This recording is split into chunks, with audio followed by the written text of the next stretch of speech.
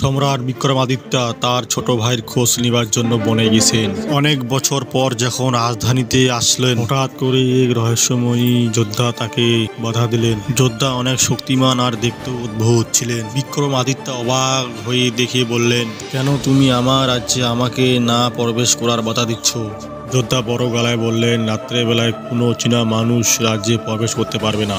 আগে তোমার পরিচয় দাও। বিক্রমাদিত্য মন ভরে বললেন, সম্রাট বিক্রমাদিত্য আমি, এই রাজ্যের রাজা আমি।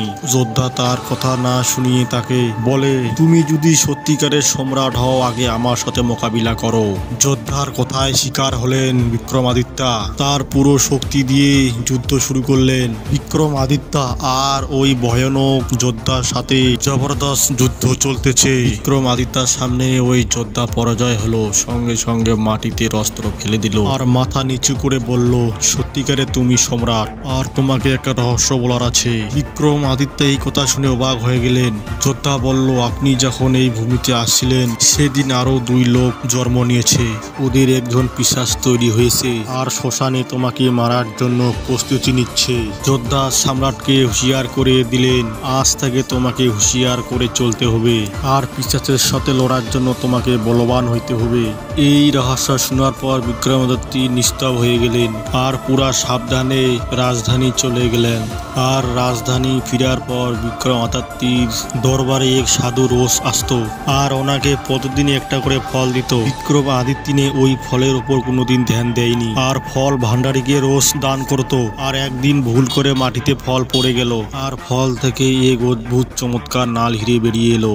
সম্রাট অবাক হয়ে গেল আর আদেশ দেয়, সব ফল নিয়ে এসো যেগুলো আমাকে সাধু উপহার দিয়েছে। আর ভান্ডারী নিয়ে যখন সব ফল ভাঙলো তো ওগুলোতেও চমৎকার রত্ন বেরিয়ে আসে।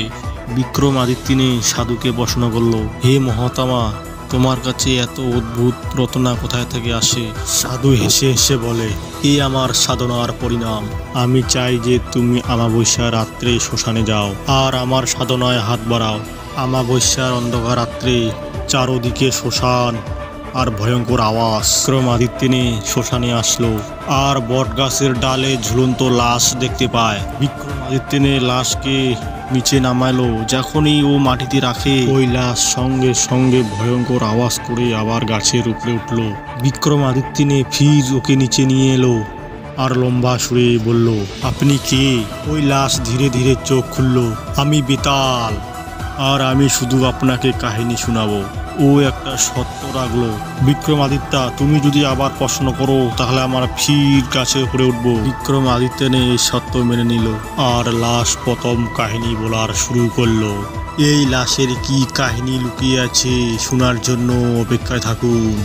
বেতাল গল্পটি ভালো লাগলেই অবশ্যই পাশে থাকবেন।